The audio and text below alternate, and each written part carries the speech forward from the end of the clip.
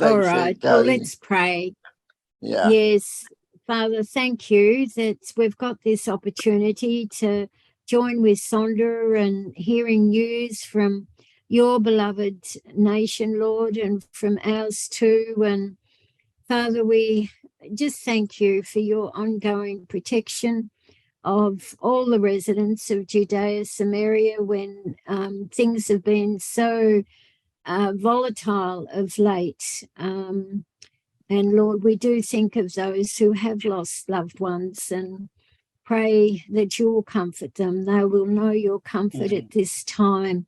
Bless Sondra as she brings us an update, Lord, this night, and everyone who joins. I pray this. Thank you, Lord. Amen. Okay, so first of all, hi, everybody. Hi, Sondra. Good to have this regular meeting and to see all of you. I think everybody on our meeting is either from Australia or from the UK, right? Yeah. Okay, good. So welcome. It's always great. And as I started to chat with some of the people that got on first, I was last week in the UK and had some wonderful meetings there. I was in Southampton, Bristol, Stoke-on-Trent, and Huddersfield. So it was interesting. Had a great time there, really had a great time. Okay, so first of all, I want to start with a bit of an update, what's been going on in Israel, and the most significant event this week has been the military well, it wasn't really a military operation. It was actually something quite simple that got complicated yesterday in Jenin. So Jenin is in the northern part of Samaria. I can actually show it to you on a map. Second, where is that map? I'll show it to you in a second. Oh, wrong map. I'm not going to bother showing because I didn't get the good map prepared. Next time, I'm sorry. Those of you who have our map, it's very easy to see where it is. Suffice it to say, it's northern Samaria, and it's very close to Afula. Afula is an Israeli city just north of the pre-67 lines. So it's in Samaria, but it's also quite close to other parts of Israel, the whole area of the Galilee. It's right south of the Galilee. Okay, it is not in the city of Jenin itself, but it's in a section of the city, which is the actual refugee camp. Now, the refugee camp in Jenin, as all the refugee camps, people picture refugee camps, they usually picture tents and all this kinds of stuff. Well, actually, these so-called refugee camps in the Palestinian areas really don't look much different from any other place. They're regular buildings, they're regular homes. There's not, the only thing temporary about these refugee camps is the attitudes of the people who live there. These are all people, these are Arabs who left someplace else in Israel during Israel's war of 1948. If they were in an area that ended up becoming part of the state of Israel, they fled, even though Israel said to them, we are not going to hurt you, we are going to protect you, there's no reason to run away. But they ran away because they were influenced by the leadership of the time, the Palestinian leadership of the time, that was basically saying to all these Arabs, just, get out of the way of the fighting. It'll be a couple of weeks. We'll then lick these Jews, dump them in the sea, and you'll all be able to come back to your homes in Haifa, in Akko. Okay, so the people from those areas, from Haifa and from Akko particularly, which is in the coastal strip of Israel towards the north, these are people, now there's plenty of Arabs who live there today, and there's plenty of Arabs who stayed there in 1948 and didn't leave. But there were those who left, and where did they end up? Many of them ended up in the area of Jenin, and they settled in this area that became known as a refugee camp. Now, the reason it became known as a refugee camp, because the Palestinians treated them like refugees, even though these are people who were no different from the other Arabs who were living in Judea and Samaria at the time. They spoke the same language, they had the same religion. In fact, most of them had cousins, even brothers and sisters on both sides of the so-called Green Line. But they were used, these people were used and kept in a refugee status.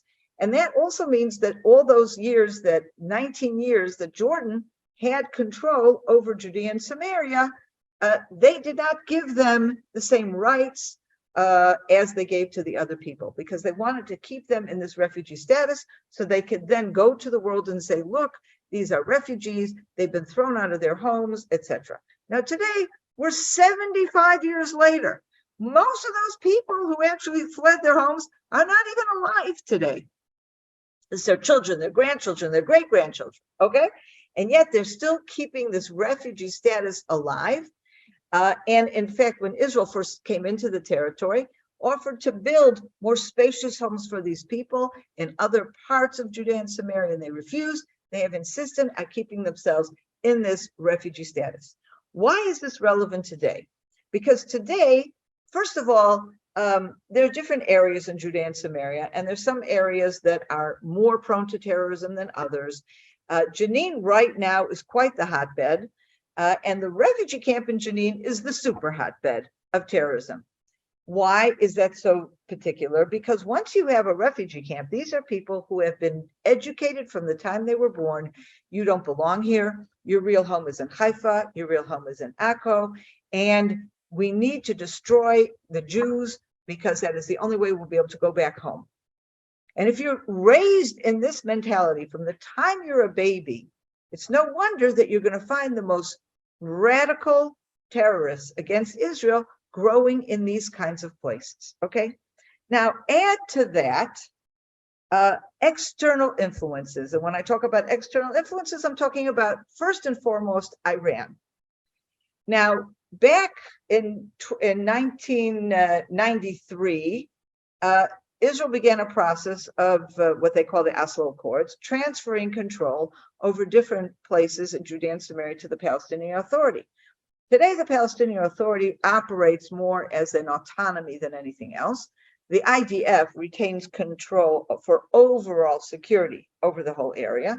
But in certain areas, and particularly in the cities, the Palestinian Authority are the ones that enforce ordinary civilian, security, I guess, but you know, what kind of policeman kind of stuff. And they make sure that people obey the law, their law, and whatever, that's their thing.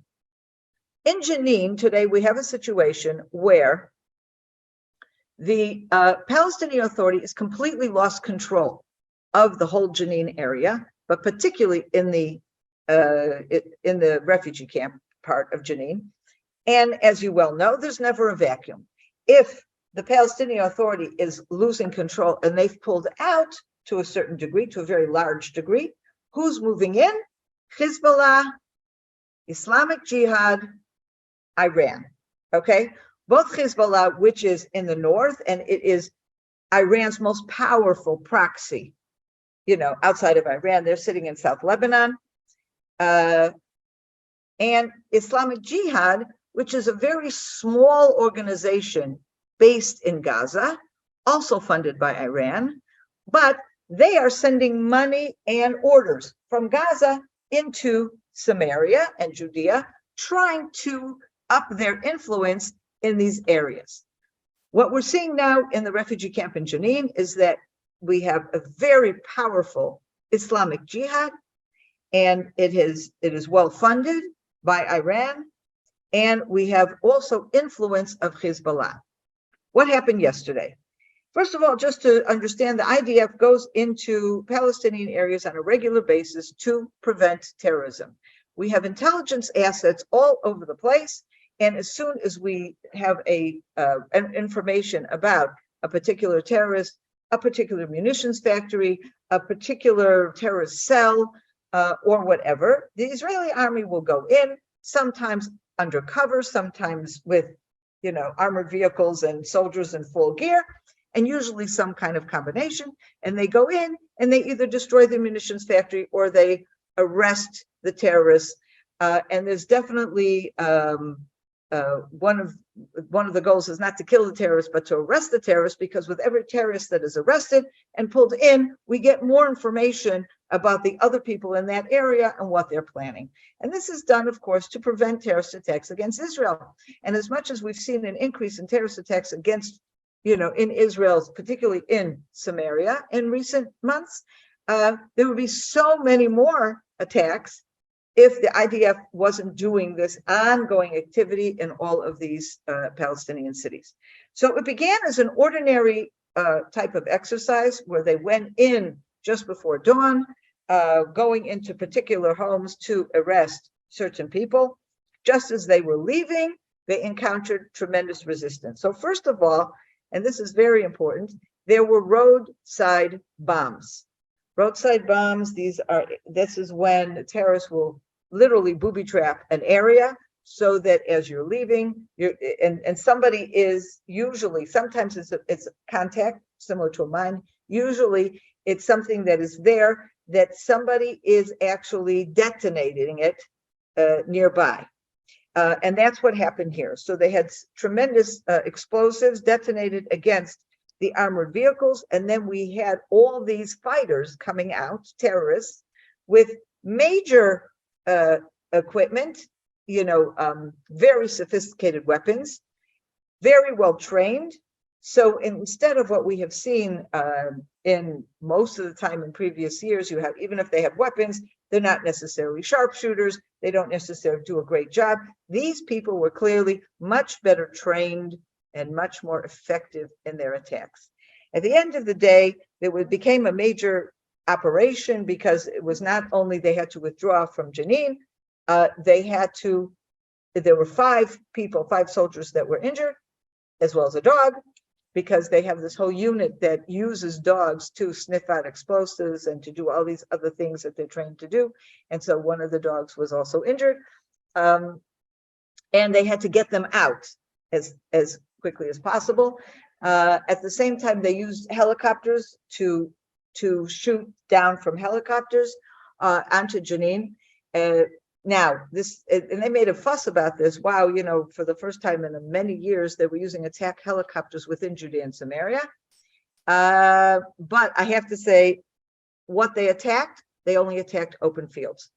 Those helicopters did not attack any real targets. They were hoping that this would become a deterrent. It was not a deterrent. They ended up, though, some of those same helicopters also landed and were the ones that ended up evacuating the wounded to the hospitals. So at the end of the day, nobody was killed. The people who were injured, for the most part, were injured lightly. We did, get some of the terrorists.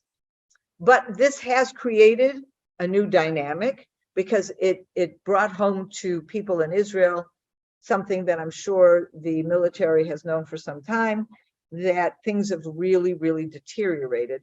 And we have a situation, particularly in Jenin and particularly in the Jenin refugee camp, that is a lot more than just what we've seen until now. More sophisticated, better trained, literally an outpost of Iran in Jenin. And that is very, very problematic. There is a lot of, now there's, by the way, we've seen a similar kind of situation in Shechem. There was an Islamic jihad cell there that was uncovered, and many of the people captured or killed in recent months, but these were the ones that were responsible for most of the terrorist attacks that happened in Hawara. Hawara is a Palestinian village on the main road that both Jews and Palestinians drive on. The Jews drive on this road, all those needing to get to and from the communities of Har Bracha, Yitzhar, Elon Moreh, and Itamar, and the Arabs going to and from Shechem are on that same road through that same village. And there were, unfortunately, a number of attacks on Jews on that road in recent months. In the last few weeks, it has been quieter. But we are seeing, if that was the major focus of our attention, let's say a month ago, today the attention has shifted to what's going on in Jenin. But you can also see them as together. They are both Iran outposts. They are both groups that are funded and encouraged by a radical Islamist agenda. They are part of Islamic Jihad, which is loosely affiliated with Hezbollah and Iran. What do you do about this? So there's a lot of experts that are talking about the need for a much more major military campaign going into Jenin and so-called clearing it out. We have memories of this kind of thing that happened many years ago, 2002, 2003, when we had the second Intifada and major problems coming from Jenin.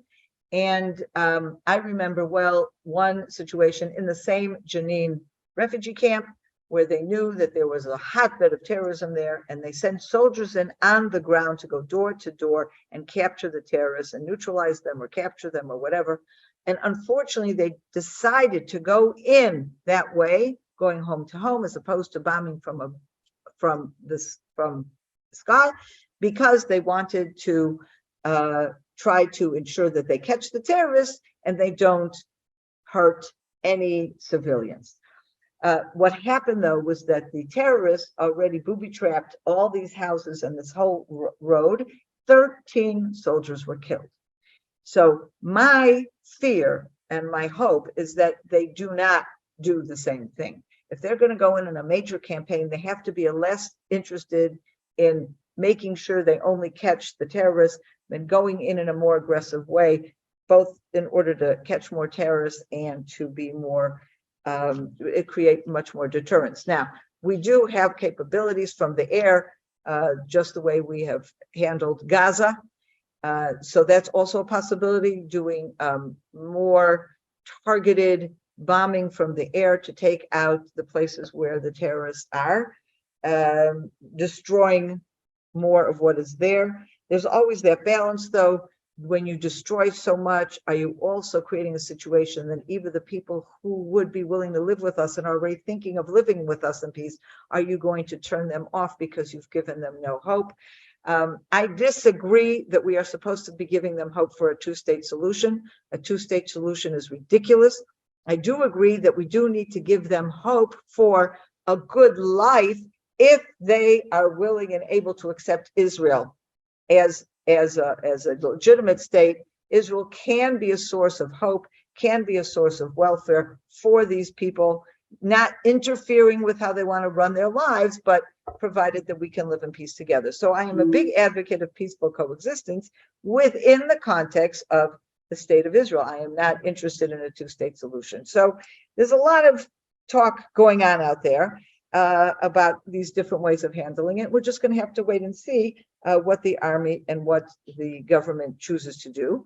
One thing, though, that is very connected here, and that is what looks to be like a renewed agreement between the United States and Iran. And this is an agreement that Israel has not been privy to any of the details. It is being handled directly between the U.S. and Israel. The U.S. has made it very clear that U.S. and Iran. The U.S. has made it very clear, while there is still a lot of security cooperation going on between the U.S. and Israel, the president of the United States has made it very clear that he does not like Netanyahu, that he's opposed to various policies, including judicial reform, which is a completely domestic policy and really is nobody's business outside of Israel. But he is using that as an excuse to say he doesn't want to meet Netanyahu, which has also meant that they are not purposely not including Israel in the discussions with regard to this Iran agreement. Now, the biggest problem with Iran, there are two issues now. First of all, Iran right now is moved closer than ever before towards a nuclear bomb. And so the question is this agreement going to help stop that? Now, the last agreement that Obama put forward was an agreement that Iran was breaching on a regular basis. They were enriching the uranium beyond what they were supposed to, but they did not enrich the uranium to the level that they're enriching it today.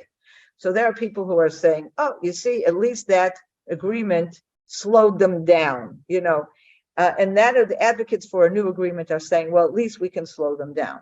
Some people say in that way, Israel will buy time because eventually we are going to have to get rid of their nuclear capability altogether, but we need more time.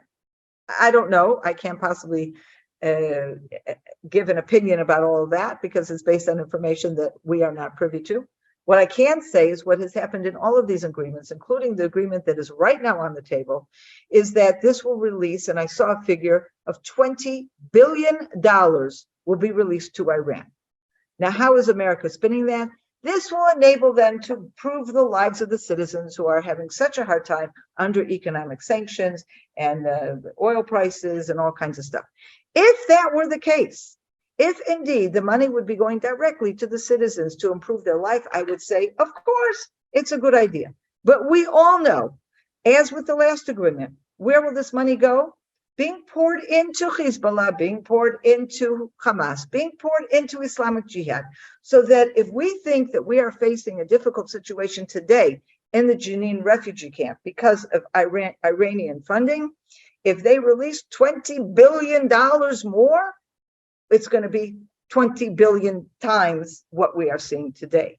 And so that is something that, unfortunately, when they talk about the nuclear threat, which I agree is a serious threat, don't get me wrong, but a serious threat doesn't mean you have to ignore the very day-to-day threats that we are facing here on the ground in Judea and Samaria. So that is food for thought on that issue. So that's the bad news. Now I want to go to the good news. I like to start with the bad news, get it out of the way, and then we can go to the good news. So the good news is the government announced this week that they were going to be authorizing building of about 4,000 new housing units in Judea and Samaria, which of course is a wonderful, wonderful news for us. And I just want to mention 4 communities that are communities that we are particularly involved with that got this wonderful news. So Adura is today a community of 110 families. They just got authorization to build 287 new residential units, which means more than doubling their current population. Rivava, now that's a larger community. They already have, I don't know, about 900 families or something. So they're going to get another 380 apartment units. And we're particularly excited about that because we built a new neighborhood there based on temporary housing with 10 new families, refugees from Ukraine and a bit from Russia.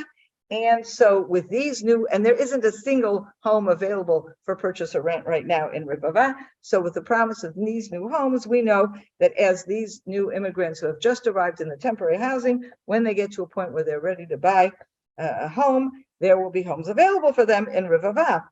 Telem got 196 units, and they today have only 85 families. So again, we're talking about way more than doubling the people they have now. And then we have Neve Tzuf, and I'd like to just focus a bit on them and tell you a little bit about more of them.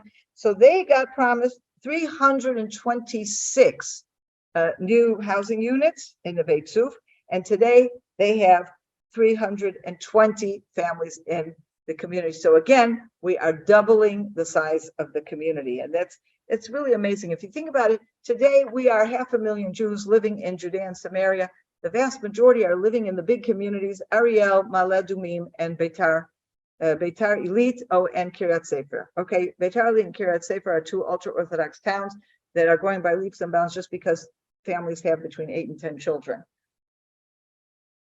And then those children get married, and so that's a very easy way to expand. But they are all also on the edge of the area. They're not deep inside, although Ariel is deep in Samaria. The other ones are all very at the edge. Our challenge, of course, is to fill up the middle of Judea and Samaria, and most of the communities there are smaller communities. So even though those big numbers are in those cities, taking a community like Neve Tzuf or Adora, any of them, which are all communities that are relatively isolated. And I would even say, if you look at the Trump plan from a couple years ago, it was a plan that I overall thought was a positive thing, although it had its problems. One of its problems was it seems to make certain communities even more isolated than they already were. And 2 of those communities were Adora and Telem. So for us to see today that those communities are going to double in size, more than double in size, that's very, very exciting to us. But let's go back to Neve Tzuf. The neighborhood that is going, these 326 units are for a brand new neighborhood. How did that neighborhood start? Back in 2017, there was a family, the Solomon family, that was celebrating the birth of a new baby. You may have remembered this story. It was on a Friday night, and they had family visiting from other places, and the family who lived in the community were celebrating the birth of a new baby, which was a child of someone in the family and grandchild of someone in Neve Tzuf. A terrorist walked into the house. He was just like an ordinary guy. When he first walked in, at first glance, they thought he was, one of the guests. And because there were a lot of guests, you could easily say, oh, I don't know everybody here. But then he opened fire and he killed 3 people. The father of the family, Yossi, one of the daughters, Chaya, and a visiting cousin whose name was Elad. It was a terrible tragedy. And soon after that, there was, in many cases, very often a response to terrorist attacks is where they try to kill us, or they have killed us, we will build. And therefore, they've started a new neighborhood of Neve Tzuf, and they called it the Achi neighborhood, Aleph for Elad, Chet for Chaya, and Yossi, Yod for Yossi, so named after the 3 people that were killed in this terrible attack. And it is a neighborhood that enables, at the edge of Neve Tzuf, so enables them to expand significantly in a direction that they are not yet expanded. So today, they started with temporary housing, and today there are 20 caravans there in that neighborhood, but it is actually planned to be 2,000 housing units in that neighborhood. So this is the first step. The authorization of 326 units is the first step of building permanent homes in that neighborhood. So that's very, very exciting. Keep in mind for all of these things, by the way, all of these are just initial authorizations. It takes time. This gives them authorization to start building, to start planning, to start putting out tenders for contractors. Until they actually dig the first foundations, it'll be probably at least a year, and then it typically takes at least 2 years to actually build a new neighborhood with all the infrastructure and the homes and all that. So this is not something that will happen tomorrow, but it is something that will happen, so we're very excited about this. At the same time as these new housing units were approved, there was something else that was done, which I think is particularly exciting, and that is that today, for various political reasons, the bureaucracy required to build anything in Judea and Samaria is ridiculous, because at every stage of the game, you have to go back and get new approvals and new permissions, whether from the army or from the political level. And what they also decided was to reduce the bureaucracy and reduce it now to only 2 different permissions. And the person ultimately in charge of all of these authorizations is Bezalel Smotrich, who, in addition to he is from the religious Zionist party. He lives in Kedumim, which is very close to where I live. He grew up in the Hebron Hills, so he's one of us in his very being. He, in addition to being Minister of Finance, is also a minister in the Minister of Defense, responsible for all kinds of settlement issues. So this is coming under his direct responsibility, and we're hoping that will also show to be a tremendous improvement in what we've dealt with until now. So if I summarize what's been going on the one hand, we have Jenin and all that bad stuff. On the other hand, we have lots new building. Unfortunately, there are people around the world that connect the two. And there was the Secretary General of the United Nations recently came out with a statement where he condemned the announcement of the new building. And he says it's a violation of international law, which, of course, as you all know, is ridiculous. And if you want to know exactly why it's ridiculous, we have a video about that on our website. But he said something else. He said this is an incentive to violence, or it leads to violence. What does that mean? That means what he has essentially said is that what the people did in Jenin was just fine. It's legitimate. Because Netanyahu announced new housing, therefore the people in Jenin can go shoot up anything and put roadside bombs and do whatever they want. Now, if you challenged him on that, he would say, oh no, I don't approve of terrorism. I don't think it's right. But that's what happens. But when you say something like that, what you are essentially saying is they have a legitimate right to have terrorism, because look what Israel is doing. God forbid, Israel is expanding. Now, I will just remind you that the Palestinian Authority is expanding all over and nobody says anything. If they were building only in areas B and C where they have a legal right to build, I would say, okay, that's fine. But they are going out of their way to build in area C, to the extent they have tens of thousands of building starts in Area C just over the last year or two, and no one says a word. They're building, I don't know, 3 times the amount of building that Israel is building in Area C. It is illegal under the Oslo Accords for the Palestinians to be building in Area C. It is legal for Israel under the Oslo Accords and under international law to build in Area C. And yet it is Israel that's attacked and not the Palestinians. Well, that's just how it goes. I can't get too excited about it. At the end of the day, we got to keep doing what we're doing. And that's where you guys come in.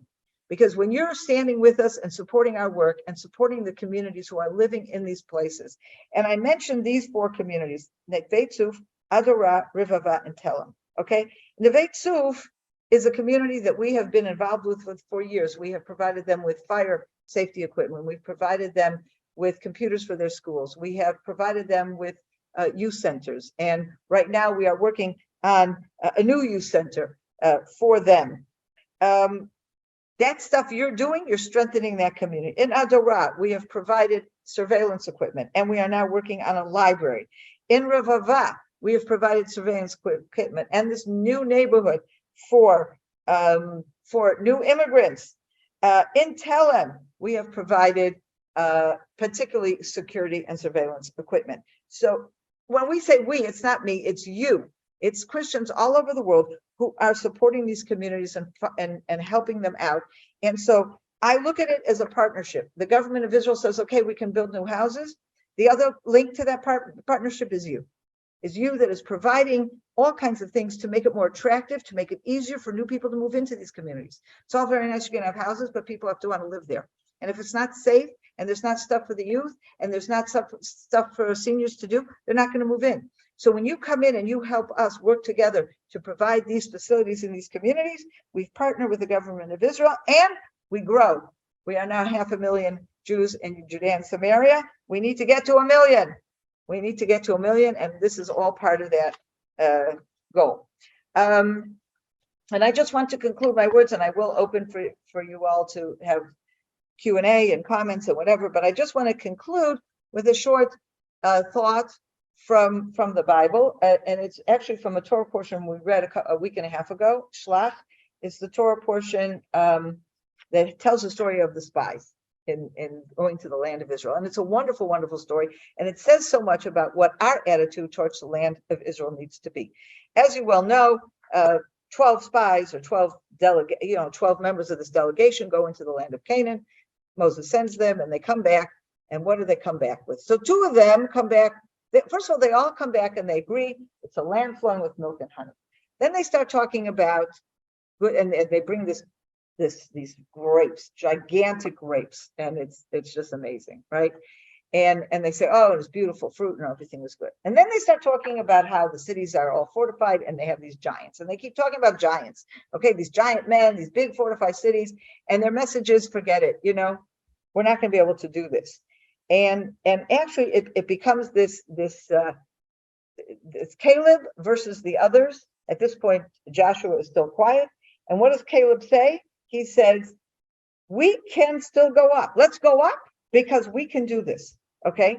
And the spies, what do they say? No, we cannot do this because the nation there is too powerful for us. So you have an absolute clash between 2 different people when they're both reporting the identical facts.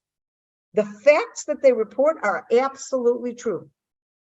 There's giants in the land. There's fortified cities. It's a land flowing with milk and honey, and there's big fruit. Everybody agrees those are the facts. The question is, what do you do with those facts? So Caleb says, we're going to go up and inherit the land because we can do it. And the spy says, we cannot go up to the land because they are too powerful for us.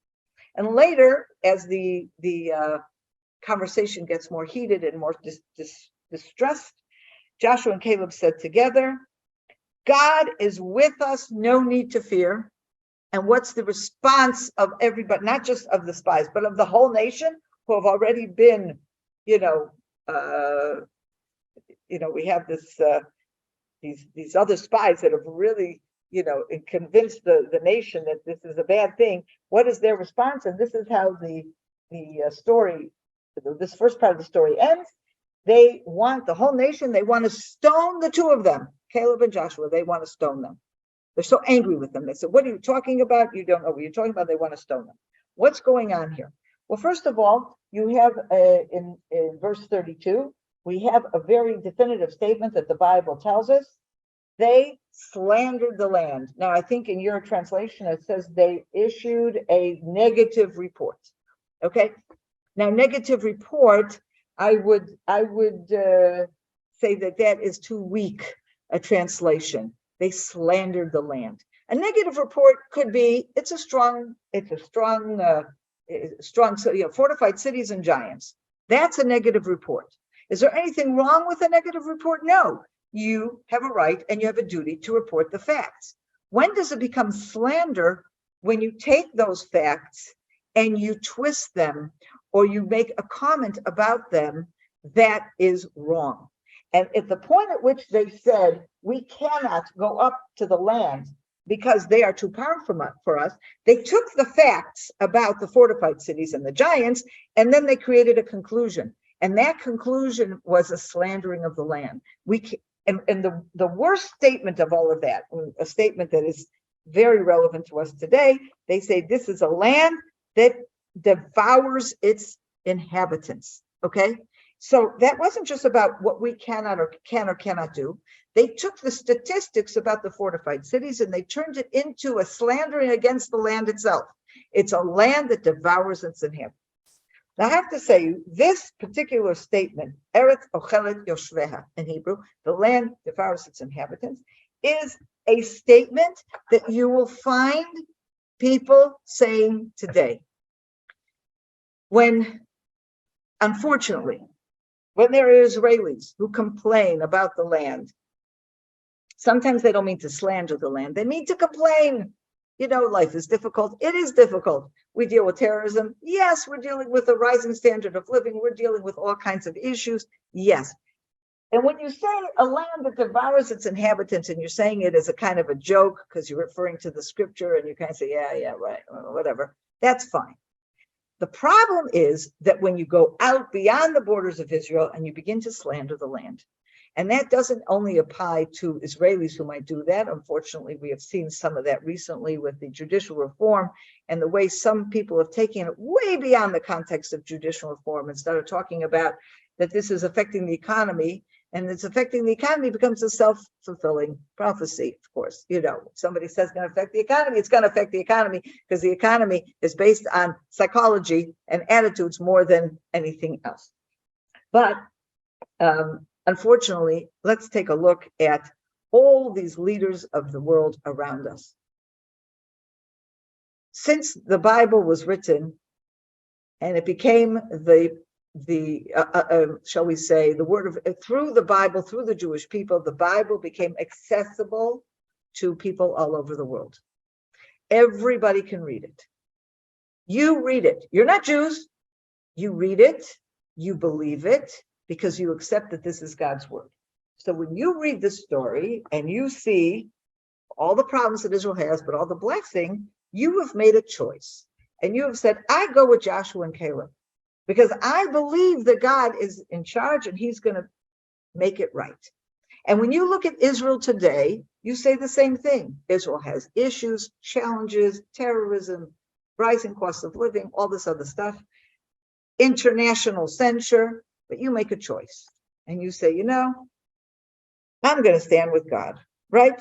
You're going to say, like Joshua and Caleb did, you know, we will not fear those people. Okay, because God is with us. God is with you, the Jewish people. But then you have people who don't pay attention to the Bible, who don't read it. And they see all the same stuff and they slander the land. And they say, it's an impossible land. It cannot hold Jews and Palestinians together. Do you know that in 1948, when David Ben-Gurion decided to establish the state of Israel, made that announcement, made proclamation, declaration of independence, and declared a state, he was under tremendous pressure, not from our enemies were just threatening to kill us, from people who became our greatest allies, from the United States, for example. The United States was convinced that if Israel declares a state, it would be destroyed within days. And out out of concern for the fate of the Jewish people in the land of Israel, they tried to convince David Ben-Gurion, do not declare a state. Let's see if we can work on it becoming an international protectorate.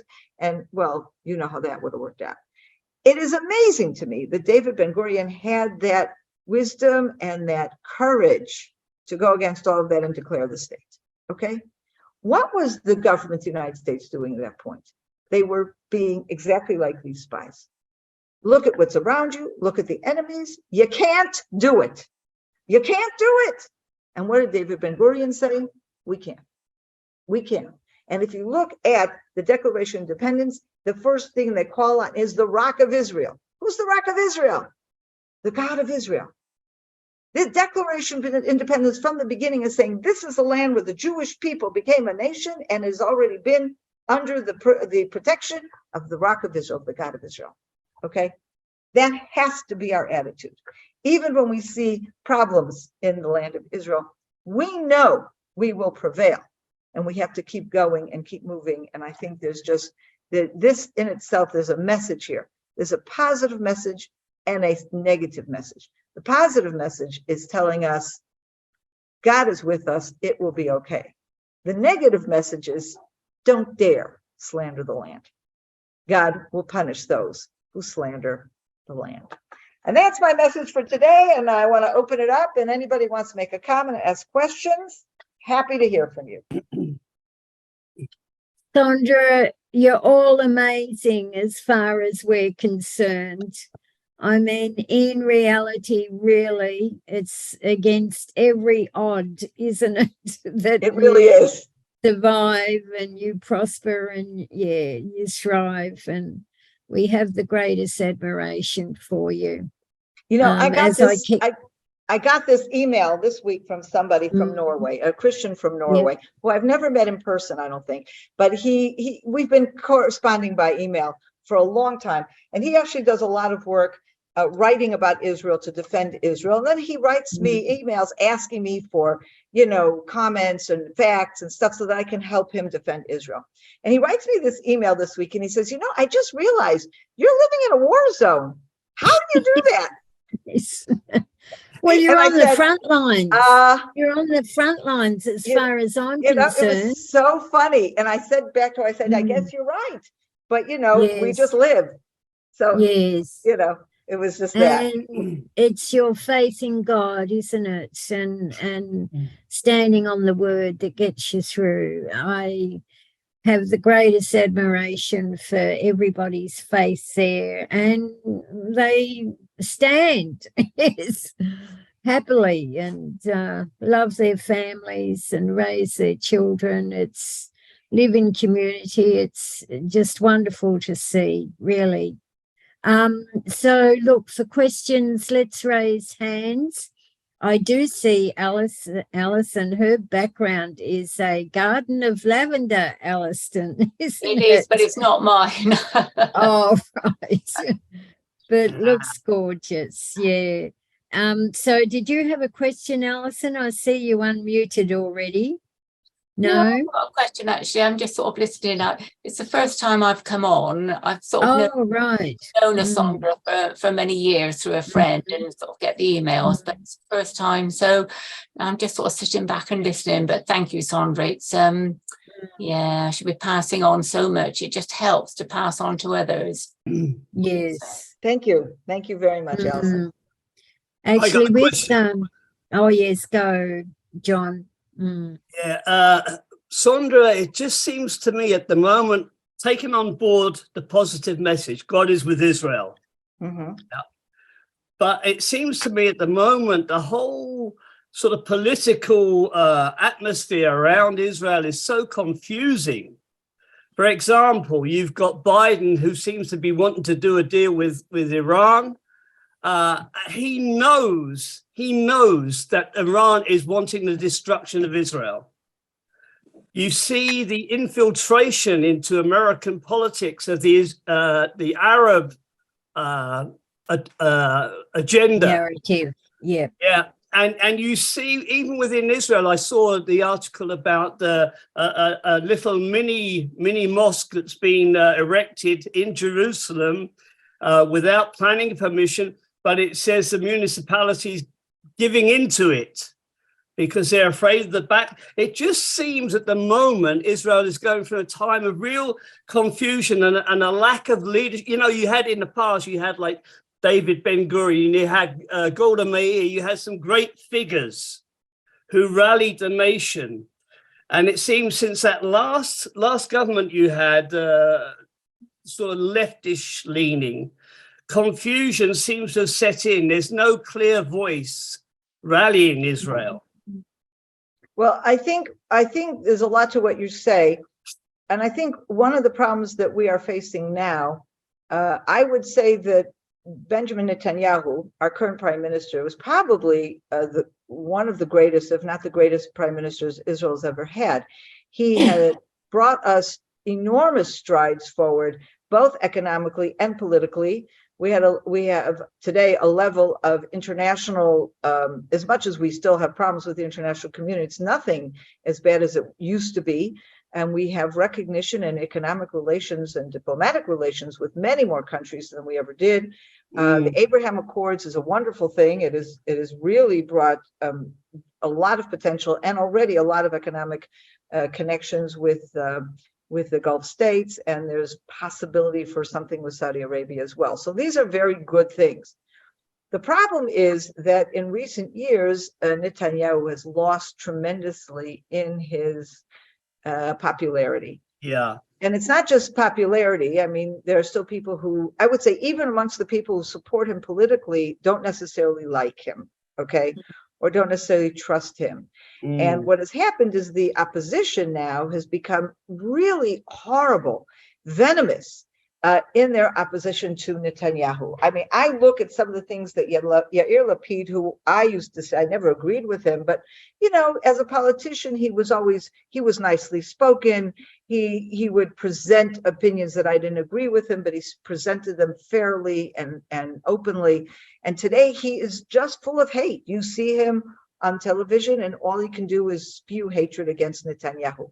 And I think this is the biggest trouble we have, because we are in a situation where our leadership hate each other. And that's a big difference between leadership that disagrees with one another. That there's always, because when you disagree with one another, there's always going to be things you agree on. And so you build consensus around the things you agree on, and you get the country moving. And then, you know, the coalition, they have the majority, and there are things that they may not agree on, but they are able to put it through, and it's their right. Today, it's a whole different ballgame, which is very distressing. On the other hand, I would dispute, I think the media likes to exaggerate and focus in a kind of exaggerated way on the places of conflict within the nation itself. Looking back, and I can now say I have the perspective, being around for quite a number of years, living in Israel, seeing the ups and downs. And I find that today there is far more consensus on real issues among the Israeli population than ever before. We are much more conservative, much more right-wing kind of country on the issues that matter. This or that type of judicial reform, it's more political than anything else. There's an overwhelming consensus that something has to be reformed in the judicial system. And so, and that's just a stupid issue. You know, I'm talking about serious issues like, how do you feel about the Sabbath? How do you feel about traditional values? How do you feel about family values? How do you feel about the land of Israel, Judea and Samaria? You know, there have been recent surveys showing that the overwhelming majority of the people of Israel believe that Judea and Samaria needs to stay with Israel forever. So absolutely, this is real movement, and it also, there's definitely a very strong bond between people in Israel, and that's something we have to keep in mind, because even if right now we have a crisis of leadership, we have a strong people, and that is going to carry us through. And if God be with you, who can be against you? You got it. That's what it gets down to, doesn't it? Lynn, I see your hand up. Yeah, it's a comment rather than a question. I watched a program on Al Jazeera television, and it was actually about the refugee camps, and it was a young couple who were setting up their first home, and they actually chose to live in the refugee camps because it was far cheaper to live in the camps than it was to build outside. That says it all, doesn't it? That's very interesting. Very interesting. Yeah. And remember, it's not a tent. It's housing. It's normal housing. These were buildings. Yes, Yeah. definitely. Yeah. That's all regular buildings. Right. Yeah. But for a lot of them, Sondra, I mean, it's good propaganda, isn't it, to keep Exactly. them in these refugee camps? Yeah. Right. Well, but just by giving them the title refugees creates compassion, and that is the problem. Any other questions? I see John. I have a comment. Lynn and John, it says. Yes. Lynn and Hi. John. Lynn. Hi, Sondra. Hi. Well, a couple of things I was going to say. One is in you talking about conservative values. At the moment, probably inevitably in the next election, the UK is going to drift leftward, and we're going to get more of this woke stuff and all this other rubbish. I mean, we personally, I think we really lack good leaders. We've got a terrible set of politicians. Everywhere. Same, yeah, agreed. Yeah, and I mean, to me, Sondra, you're an American, but American seems to be quite divided. Yes. Yes, also. Yeah, yeah. It's this woke stuff is going everywhere, and it's poison, if you ask me. And one of the problems, I think, the more conservative side of the spectrum, and not just conservative, I think there are people within the left that believe woke has gone too far, but they're having a hard time articulating why. I think there's quite an interesting one in the UK about transgender women athletes, and I think is it the Athletics Foundation that said there is man and woman, basically. They've actually sort of an organisation has stood up. Well, that's good. To integrate some of the work gender. Katerina, did you have a question? Yeah, oh, sorry, John. Hello, is that me? Gordon Graham here, Sondra. Oh, hello, Gordon. Good to see you. Well, great to see you and to hear you and somebody who's standing up. And I know it's difficult, but if you've got God on your side, that beats the United States, the whole world. And somehow, I mean, I think it's an absolute miracle which has happened in my lifetime, that the land of Israel is back, at least partially, with Israel. And Israel is the only hope we've got. We're in a mess out here. Our government is doing things that are so stupid, it's going to break us. But let's get behind Israel. And it's not easy. You're the ones who are carrying the load. And believe me, we're right there behind you. Good. Thank you, Gordon. Derek, you're muted. You're muted, Derek. Is it Derek? You're muted. Can you hear me? Is that Derek? Do you know Derek, Sondra? Yeah, okay, there he is. There you go. Right. We should never forget that the Jews and the Christians, really, we are the Messianic community. We are united in waiting for the Messiah. We should never forget this. Well, clearly we are all waiting for Messiah. We may have different visions of who and what he will be, but yes, we are all waiting for Messiah. I think. Oh, sorry. I should have. No, go ahead, John. I was going to say that I think there's a terrible ignorance amongst Christian people about Judaism. The different That's branches right. of Judaism and where our faith comes from, which is from the Old Testament, as we call it, the Tanakh. And it's very sad, because even in my own church, there are lots of people, they love God, they want to serve God, but they don't see the connection between Jesus and the Jewish people, and our faith rests on Judaism, essentially. We are the ones who believe that Jesus was the Messiah. Now, obviously, Sondra doesn't believe that. But nevertheless, that is what should unite us with the Jewish people, because our own Lord is Jewish. That makes sense. Well, don't forget, we are waiting for Jesus to return, the Messiah to return. Yeah, well, as Sondra said, that we have different ideas of who he is and what he's going to do.